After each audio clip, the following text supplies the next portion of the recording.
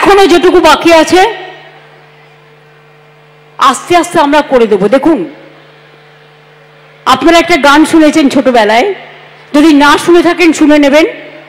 মায়ের দেয়া মোটা কাপড় মাথায় তুলে নেড়ে ভাই, দিন দুঃখিনী মা যে মোদের তার বেশি আর সাধ্য নাই। যা ছিল যা আছে তার থেকে সবটাই ভাগ করে দিয়েছি। 5টা স্কিম বন্ধ, সেগুলোও চালাতে হচ্ছে। এই যে জিএসটি তুলে দেওয়ার কথা আমরা বলেছিলাম, যে হেলথ ইন্স্যুরেন্সের ক্ষেত্রে জিএসটি তুলে দিন, আর ইন্স্যুরেন্স কোম্পানিও যেন এর জন্য ইন্স্যুরেন্সের প্রিমিয়াম না বাড়ায়। তার জন্য জানেন আমাদের স্টেটের কত রেভিনিউ লস হয়েছে? 900 কোটি টাকা। আরও 900 কোটি টাকা বাড়তি বোঝা।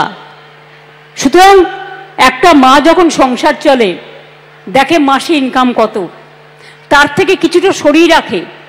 অসুখ হলে, বিয়ে বাড়ি হলে, পুজো আসলে, ঈদ আসলে, আর কিছু বাচ্চাদের জন্য কিনতে হলে, সেই রকম আমাদেরও মনে রাখবেন এটাও একটা সংসার।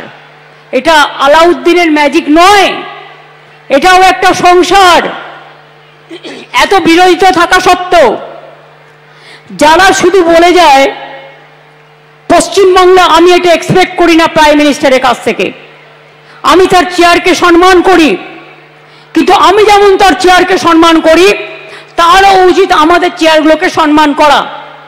কেন বলবেন বাংলায় সব চোর তাই আমি টাকা বন্ধ করেছি? উত্তরপ্রদেশ সবচেয়ে বড় চোর, মহারাষ্ট্রের আপনার ডাবল ইঞ্জিন সবচেয়ে বড় চোর, বিহারের ডাবল ইঞ্জিন সবচেয়ে বড় চোর। আগে চোরদের দিকে তাকিয়ে দেখুন, বাংলাকে অসম্মান করার জন্য কটা টিম পাঠিয়েছিলেন চিফ সেক্রেটারি? 186টা টিম পাঠিয়েছিল। Can you imagine?